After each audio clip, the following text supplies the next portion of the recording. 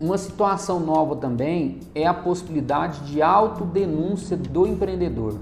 Então, o que está deixando claro isso? Se o empreendedor denunciar ele mesmo, ele vai ter um perdão da multa e das penalidades até 100%, mas não perdoada a questão que se tiver tido alguma situação de degradação, vai ter que recuperar ou compensar alguma situação se ocorrer esse caso. Então significa o seguinte, vai ter a possibilidade da pessoa se autodenunciar e ele poder regularizar seu empreendimento. Isso também é uma situação excelente, porque é melhor assim do que estar funcionando de forma irregular e ter a dificuldade de legalizar o empreendimento.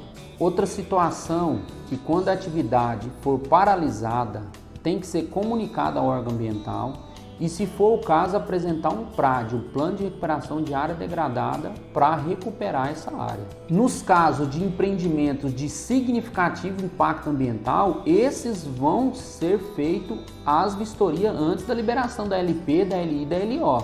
Isso não vai mudar, é somente para empreendimentos de baixo ou médio ou de impacto conhecido. Os de grande impacto vai ser feito toda a fiscalização com antecedência, todos os procedimentos como funciona atualmente. Sobre os prazos de análise dos processos. 8 meses para a liberação da licença prévia, no caso de necessidade de EIA.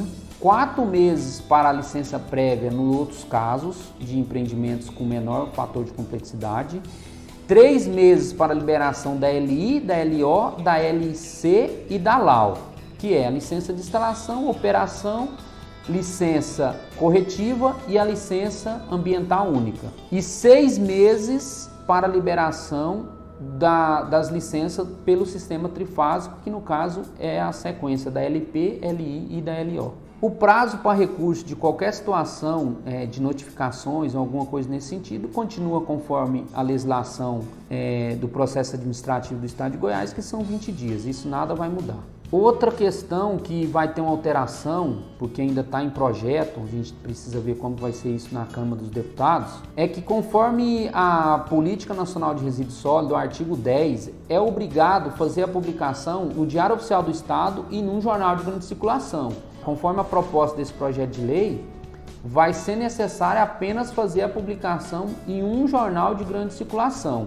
Nesse caso, a publicação ela é obrigatória para o requerimento da licença e para o recebimento das licenças. E poderá ser publicado em periódicos regionais ou locais de grande circulação ou na internet. Então aqui está tirando a obrigatoriedade de fazer no Diário Oficial do Estado, que é uma novidade também. Outra situação que é para agilizar a análise dos licenciamentos ambientais, que a atual gestão tem sofrido bastante, é que poderá firmar convênio com instituições de pesquisa e ensino, públicas e privadas, com a finalidade de comprovar a análise dos licenciamentos ambientais através de contratação temporária. Essa contratação pode ser no máximo 2 anos. Isso é no caso de desafogar o licenciamento. Hoje é feito só pelos concursados e tem alguns comissionados, mas a atual gestão até tentou fazer alguns casos desse, fez alguns cursos de descentralização, treinando o pessoal dos municípios para eles ajudarem, mas não ficou claro, provavelmente isso foi barrado pelo Ministério Público, alguma coisa nesse sentido. Então está buscando legalizar essa situação para desafogar a situação dos processos que estão parados dependendo de análise. A questão da logística reversa, apesar que eu penso que nem precisaria estar nessa legislação, por isso já está bem definido na Política Nacional de Resíduos Sólidos, a indústria que é obrigado a dar a destinação final para aquilo que ela gerou de resíduo.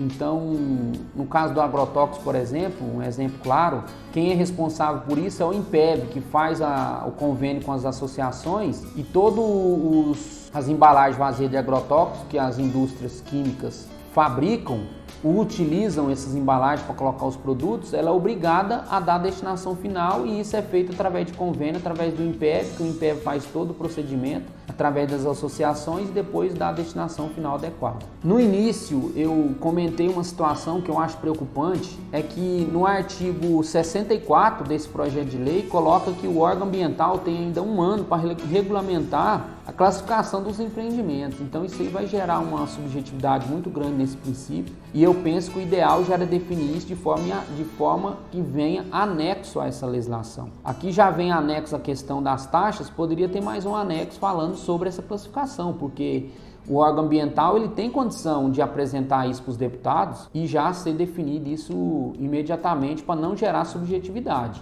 A questão da licença corretiva também, como disse lá anteriormente, que é para os empreendimentos instalados sem licença.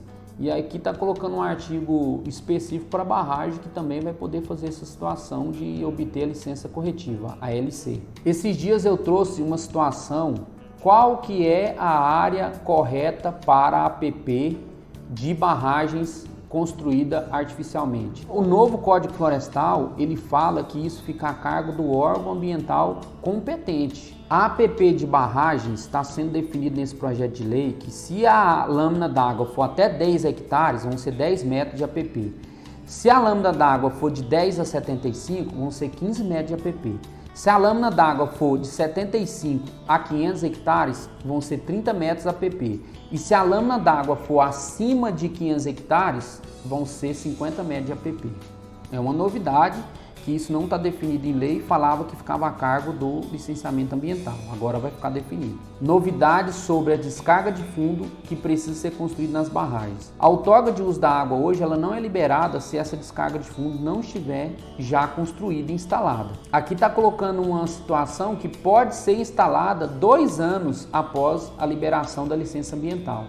Automaticamente eles devem liberar a outorga com essa exigência de instalar com 2 anos. Uma situação também que acontece, está barrando muitos licenciamentos ambientais, é que poderá ser requerido a licença de exploração florestal de APP, no caso de construção de barragem. Isso é totalmente normal, natural, porque aonde que são construídas as barragens? Nas APPs, porque ali é o curso d'água, mas automaticamente quando constrói a barragem, essa APP ela vai estar novamente realizada.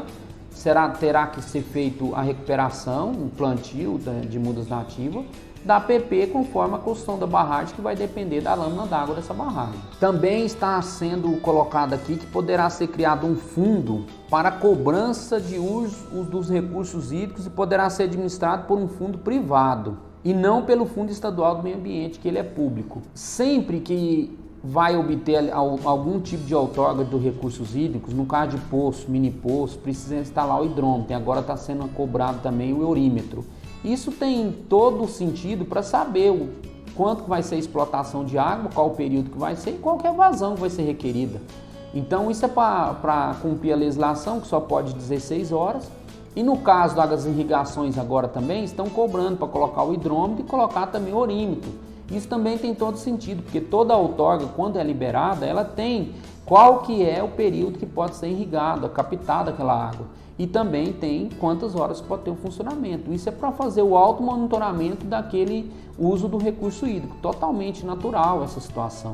Pessoal, e para concluir a minha análise sobre esse projeto de lei, que eu quero deixar bem claro aqui que é uma excelente iniciativa, vai destravar muito, vai desburocratizar o licenciamento ambiental, os empreendimentos vão poder funcionar de forma legal e automaticamente vai gerar muito emprego.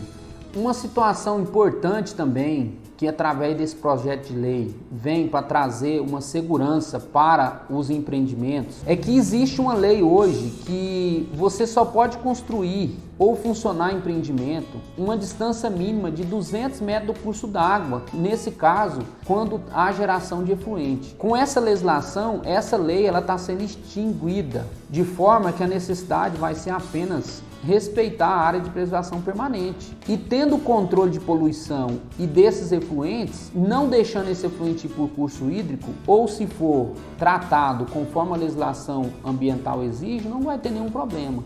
Isso também é uma situação muito boa para o desenvolvimento do Estado.